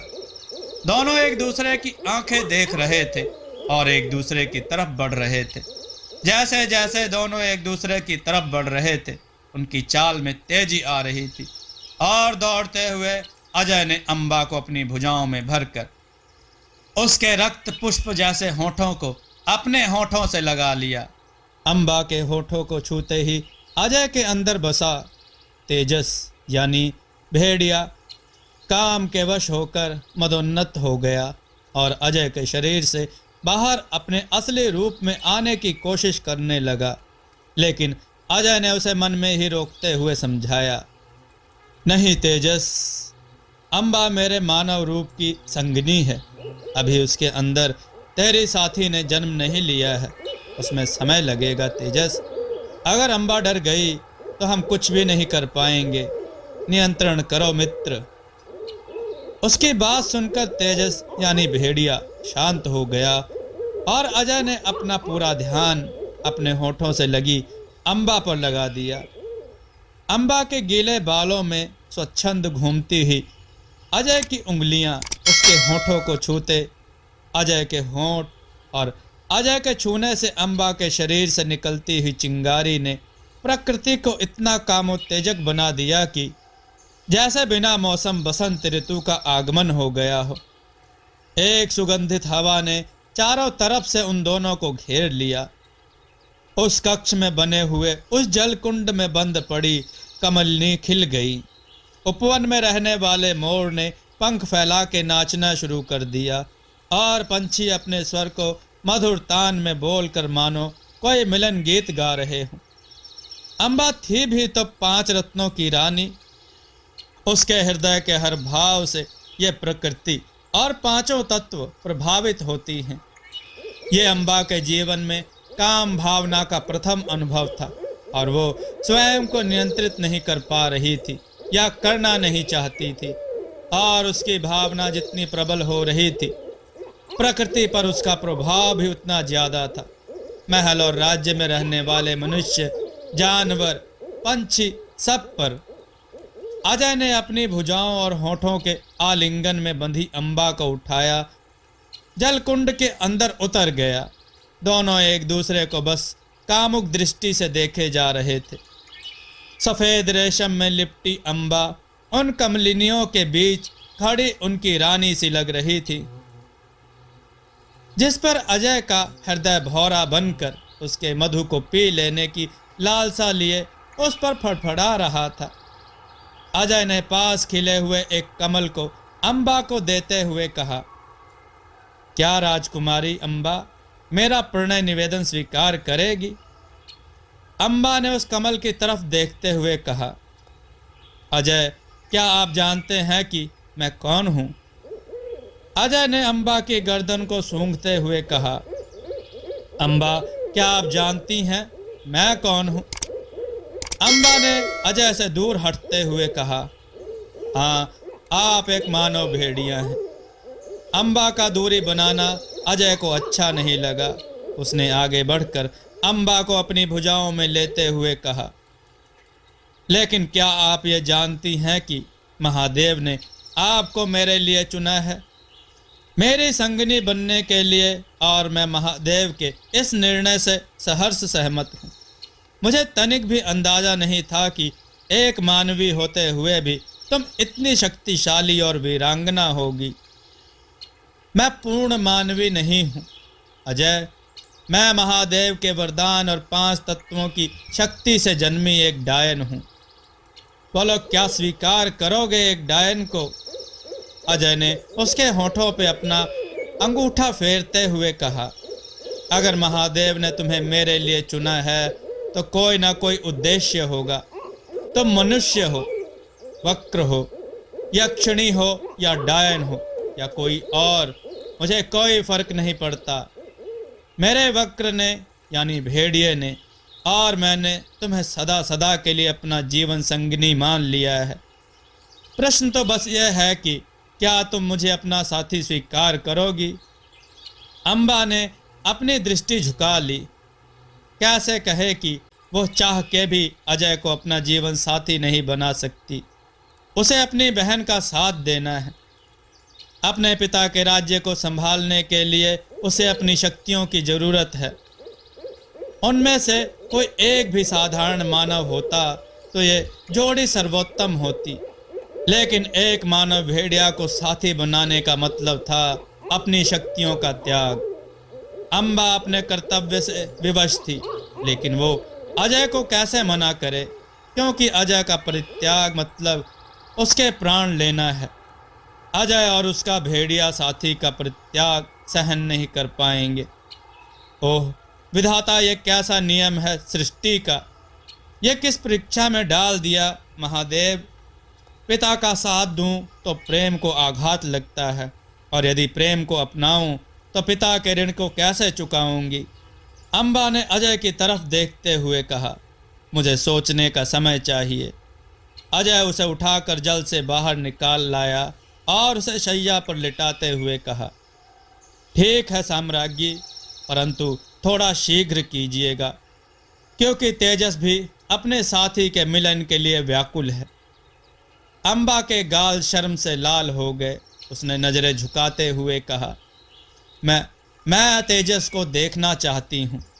तेजस यानी भेड़िए ने अजय के अंदर से उसे चिढ़ाते हुए कहा, देखा, मेरी साम्राज्ञी मुझे मिलना चाहती है। नहीं डरती वो मुझसे। आने दे अजय बाहर मुझे। देखना, मुझे देखते ही हाँ कर देगी। तुझसे कहीं ज्यादा सुंदर और बाका हूं मैं। अजय ने मन ही मन अपना माथा पीट लिया। उसने अम्बा की आंखों में देखते हुए कहा, ठीक है, किंतु डरना मत। तेजस तुम्हें कोई नुकसान नहीं पहुंचाएगा। और जब भी चाहो मेरा नाम पुकार लेना, मैं वापस आ जाऊंगा। और हाँ, सचेत रहना, बहुत कपटी है तेजस, उसका विश्वास मत करना। इससे पहले अजय और कुछ कह पाता, तेजस ने उसके शरीर पर कब्जा कर लिया और अम्बा के देखते ही देखते तेजस बाहर आ गया। अम्बा उसे देखती ही रह गई। एक इंसान से भी ज्यादा ऊंचा और कहीं ज्यादा विशालकाय था तेजस। पूरा शरीर सुनहरे मुलायम रेशमी लंबे बालों से भरा, काली बड़ी आंखें। अम्बा ने कभी सोचा नहीं था कि तेजस ऐसा होगा। उसके शरीर के अनुसार उसका नाम था तेजस। सच में उसका पूरा शरीर सूरज के समान चमक रहा था। तेजस उसे देखकर मुस्कुरा दिया और अपने अंदर के अजय से बोला, देख कैसे मंत्रमुग्ध होकर देख रही है मुझे। तू मुझे जलन के कारण बाहर नहीं आने दे रहा था। अंदर बैठे अजय ने चिढ़ाते हुए कहा, तो क्या हुआ? मैंने जिस आलिंगन और होठों के चुंबन का रसा पान किया वो तो तेरे भाग्य में नहीं, क्योंकि अम्बा के अंदर अभी तो तेरी साथी आई ही नहीं। वो दोनों बात ही कर रहे थे कि अम्बा शैया से उठी और तेजस के सामने आकर खड़ी हो गई। तेजस भी उसे अपलक देख रहा था। अम्बा ने हाथ बढ़ाकर उसके चेहरे को छूने का प्रयास किया तो तेजस उसके सामने अपने पैर मोड़ के बैठ गया। अम्बा ने उसकी आंखों में देखकर अपने जादू से उसके दिमाग से खुद को जोड़ा और तेजस ने अपने दिमाग में सामने खड़ी अम्बा की आवाज सुनी, तेजस तुम बहुत सुंदर हो। मैं तो मुग्ध हो गई हूं तुम्हें देखकर। तेजस अपने दांत दिखाते हुए बोला, धन्यवाद साम्राज्ञी। उसकी आवाज अपने दिमाग में सुनकर अम्बा और भी आकर्षित हो गई और उसे प्यार से देखते हुए बोली, क्या मैं तुम्हें छू सकती हूँ? तेजस ने अपना सिर हिलाकर हाँ में जवाब दिया। अम्बा ने हाथ बढ़ाकर उसका चेहरा छुआ और फिर धीरे धीरे उसके बाल। ओह, तुम्हारे केस तो बहुत ही मुलायम और चमकदार हैं तेजस, जैसे कोई आरामदायक बिछौना। तेजस ने अपनी जबान निकालकर अम्बा का हाथ चाटने लगा। अम्बा को लगा कि वो अपना प्यार जता रहा है। उसने आगे बढ़कर उसका माथा चूम लिया। तेजस भी उसका मुंह अपनी लंबी जबान से चाटने लगा। तेजस ने अम्बा से पूछा कि क्या वो उसकी सवारी करना चाहेगी। अम्बा की आंखें हर्ष से बड़ी हो गईं। उसने मुस्कुराते हुए कहा, सच में तेजस, तुम करवाओगे मुझे अपनी सवारी? तेजस ने हाँ में सिर हिलाया तो अजय ने उसे गुर्राते हुए बोला, तेजस, कोई छल नहीं करना। अम्बा को हानि पहुंचाई तो कभी स्वतंत्र नहीं होगा मेरे बंधन से। तेजस ने उसकी बात का कोई उत्तर नहीं दिया और अम्बा की तरफ अपनी पीठ करके बैठ गया। वह इतना बड़ा और ऊंचा था कि अम्बा उस पर चढ़ नहीं सकती थी। अम्बा ने अपनी शक्ति का इस्तेमाल किया और हवा में उड़कर उस पर बैठ गई। तेजस हर्ष से झूम उठा और उसकी आंखों में चालाकी की झलक साफ थी, लेकिन अम्बा उसे नहीं देख सकती थी। तेजस ने अपने कक्ष के पीछे की खिड़की से छलांग लगाई और महल के पीछे फैले जंगल की तरफ दौड़ पड़ा। तेजस पर बैठी अम्बा हवा के ठंडे थपेड़ों को अपने चेहरों पर महसूस कर रही थी। उसके बाल तेजस की तेज गति के कारण हवा में किसी कपड़े की तरह लहरा रहे थे। अम्बा को ऐसा अनुभव जीवन में पहली बार हो रहा था। अपने अंदर उसे एक अजीब सी शक्ति, एक अलग सा हर्ष महसूस हो रहा था। जंगल के उबड़ खाबड़ मार्गों में वो तेजस के शरीर के साथ उसकी गति सामंजस्य बैठा था। अम्बा का शरीर एक दूसरे के रक्त प्रवाह तक को महसूस कर पा रहा था। घने जंगलों के बीच जाकर तेजस रुका और अपनी पीठ हिलाकर मुलायम घास पर उसे गिरा दिया। रात के घने अंधकार में सिर्फ उसका शरीर, तेजस के सुनहरा शरीर चमक रहा था। अम्बा तेजस के गिरने पर घास पर लेटी हुई हंसने लगी और बोली, अद्भुत तेजस, आनंद आ गया। मुझे नहीं पता था कि तुम्हारी सवारी में इतना आनंद आएगा। तेजस अपने दांत निकालता हुआ उसके ऊपर आकर खड़ा हो गया। इतने विशालकाय तेजस के तले लेटी अम्बा किसी बाज के हाथ में फंसी एक छोटी सी चिड़िया लग रही थी। तेजस अम्बा ने उसका चेहरा अपने हाथों में पकड़ा और उसे उसका मुख चूम लिया। तेजस ने भी उसके चेहरे और गर्दन को प्यार से चाटना शुरू कर दिया। अम्बा भी खिलखिलाती हुई उसके साथ खेलने लगी। उसने ध्यान ही नहीं दिया कि इस खेलने में कब उसका वो रेशम वस्त्र अस्त व्यस्त हो गया। अम्बा अब थक चुकी थी। वहीं जंगल में तेजस एक पेड़ की ओट में बैठा और अम्बा उसके सीने से टिक कर बैठ गई। तेजस कभी अपने पंजों से उसके बाल सहलाता, कभी उसकी गर्दन और कंधों को चाटता। अम्बा को ठंड लगी तो तेजस ने उसे अपने गर्म बालों से ढके हुए शरीर की गर्माहट देने लगा। अम्बा को सोते देख तेजस मुस्कुराया और अपने दांत अम्बा की गर्दन पर रख दिए। इससे पहले कि वह उसके दांत गड़ा पाता, अजय उसके अंदर से बाहर आते हुए गुर्राया, नहीं तेजस, ये उसकी इच्छा नहीं है, ये गलत है, वो मर जाएगी। तेजस आपे से बाहर हो चुका था। नहीं, वो प्रेम करती है मुझसे, देखा नहीं तुमने, स्वीकार किया है उसने मुझे। मुझे मेरी संगनी चाहिए अजय, वो मना नहीं करेगी। अब तक अजय बाहर आ चुका था और तेजस पर नियंत्रण कर चुका था। उसने तेजस को शांत करते हुए कहा, तेजस, मैंने कहा था कोई छल नहीं। अब तुम्हारी सजा है, जब तक अम्बा नहीं चाहेगी तब तक तुम अंदर ही रहोगे। इतना कहकर अजय ने तेजस से अपना मानसिक संबंध तोड़ दिया और अपनी भुजाओं में सोती हुई अम्बा को लेकर महल की तरफ चल पड़ा। महल के कुछ दूरी पर ही अम्बा की आंख खुल गई। मशालों की धीमी रोशनी में उसने देखा कि वो अजय की भुजाओं में है। मुस्कुराकर अगले ही क्षण उसका ध्यान अजय के निर्वस्त्र शरीर पर गया और उसने नजरें झुका के कहा, मैं चल सकती हूँ, इस तरह से महल के अंदर नहीं जा सकते। अजय ने बिना उसकी तरफ देखे आगे बढ़ते हुए कहा, परंतु मैं तुम्हें ऐसे ही अपने कक्ष में ले जाना चाहता हूँ। क्या तुम अपनी शक्ति से हमारे लिए इन प्रहरियों और दास दासियों को सुला सकती हो? अम्बा ने हाँ में सिर हिलाया और चुटकी बजाते ही जो जहां था वो सो गया। अजय ने अम्बा की तरफ देखकर बोला, अद्भुत, और उसे दुल्हन की तरह लेकर अपने कक्ष की तरफ बढ़ गया। अजय ने वापस आकर अम्बा को उसी शैया पर बिठा दिया और पास रखा, अपना अंग वस्त्र पहनकर उसके पास बैठ गया। अजय ने अम्बा का चेहरा अपने हाथों में लेते हुए कहा, अम्बा, अब तो तुम तेजस से भी मिल चुकी हो, क्या तुम्हें अब भी समय चाहिए? अम्बा ने अपनी नजरें झुका ली। वो अभी कोई निर्णय नहीं ले पाई थी। तभी उसका ध्यान शैया पर रखे उसी फूल पर गया जो शांति ने उसे दिया था। उसने वो फूल चुपके से उठाया और अजय की तरफ देखकर मुस्कुरा दी।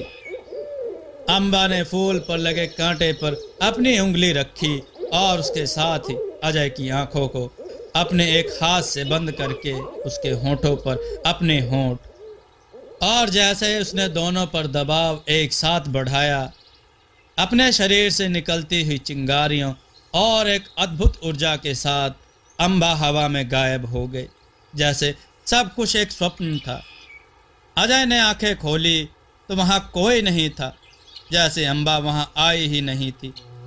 अजय का ध्यान अम्बा की बैठी हुई जगह पर गया, जहां उसके होने की एकमात्र साक्षी वो रेशम का वस्त्र और उस पर गिरी हुई रक्त की एक बूंद। अम्बा अपने कक्ष में वापस आ गई। शांति जा चुकी थी। अम्बा अजय के साथ अपने मिलन की स्मृतियों में खोई अपनी शैया पर आ गई और अपने निर्वस्त्र शरीर को रेशमी चादर में लपेट कर लेट गई। रह रहकर उसे अजय की कई बातें याद आ रही थी। उसका गठीला बांका शरीर, उसकी बलिष्ठ भुजाएं, वो कंधे तक लहराते मुलायम सीधे बाल, वो भूरी आंखें और उनसे झांकता तेजस। कितना विशाल काय था तेजस। सिंह जैसे सुनहरे बाल, वो काली बड़ी आंखें, उसकी चीते से भी तेज गति और उन मुलायम बालों का बिछौना। ओह अम्बा, ये क्या हो रहा है? तुम तो मानव के साथ साथ अजय के उस भेड़िए से भी प्रेम करने लगी हो। नहीं अम्बा, तुम ऐसा नहीं कर सकती। परंतु क्या करूं इस हृदय का जो अब पूरी तरह से अजय के प्रेम में समर्पित हो चुका था। और तेजस, अम्बा ने महसूस की थी उसके प्रेम में छुपी अपने साथी से मिलने की छटपटाहट। वो अम्बा के शरीर को चाट चाट कर उसे नहीं बल्कि अपनी संगिनी को प्यार कर रहा था। इसलिए अम्बा ने तेजस को प्रेम से चूमा था ताकि उसके हृदय को तनिक शांति मिले। कैसी होगी तेजस की संगिनी? क्या वो मेरे जैसी होगी या मुझसे अलग? क्या तेजस को पसंद आएगी उसकी साथी? जैसे प्यार आज वह मुझसे कर रहा था, क्या वैसा ही प्यार उसे भी करेगा या उससे ज्यादा? नहीं नहीं, तेजस मुझसे अत्यधिक प्रेम करता है। मित्रों, यह कथा बहुत ही रोचक होती जा रही है। कृपया देववाणी चैनल के साथ बने रहें और कथाओं को लाइक करके चैनल को सब्सक्राइब करके जरूर। दोस्तों, आपको यह कथा कैसी लगी? अपने विचार और सुझाव कमेंट में जरूर दें। हमारी कथाओं को लाइक करें, हमारे चैनल को सब्सक्राइब करना न भूलें। हमारी कथाओं को शेयर जरूर करें जिससे लोगों को अच्छा ज्ञान प्राप्त हो। जय श्री राम भक्तों।